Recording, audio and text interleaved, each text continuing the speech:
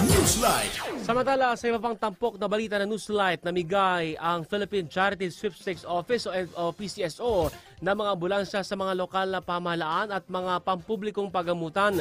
Ayon sa PCSO, maabot sa 114 na mga ambulansya ang kanilang naipamahagi sa ilalim ng Medical Transport Vehicle Donation Program.